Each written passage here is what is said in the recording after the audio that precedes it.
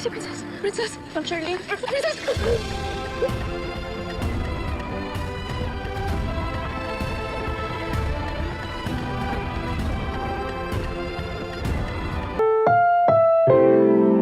Ang programang ito ay rated SPG. Striktong patnubay at gabay ng magulang ang kailangan. Maaaring may masiselang tema, lengguwahe, karahasan, sexual, horror o droga na hindi angkop sa mga bata.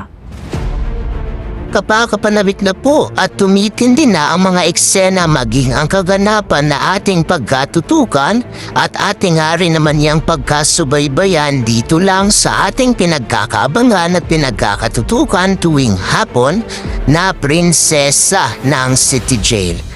Sa huling isang linggo ng prinsesa ng City Jail ay malalaking sekreto nga rin naman at revelasyon ang mabubunyag at tuluyan na nga rin naman kasing makakamit ang hustisyang nararapat niya mula sa kasamaan na ginawa nitong si Divina.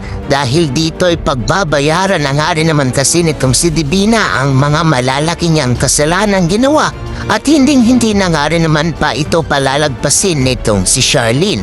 At dito nga rin naman kasi ang matagal na nga rin namang inaasam nitong si Princess na maramdaman ang isang pamilya. Dito'y tuluyan na nga rin naman kasi silang magkakasama at tuluyan na nga rin mabubuo ang kanilang pamilya na siyan hindi nga inaasahan nitong si Princess na mabubuo pa nga ang kanyang munting pangarap na makasama ang kanyang tunay na ama't ina.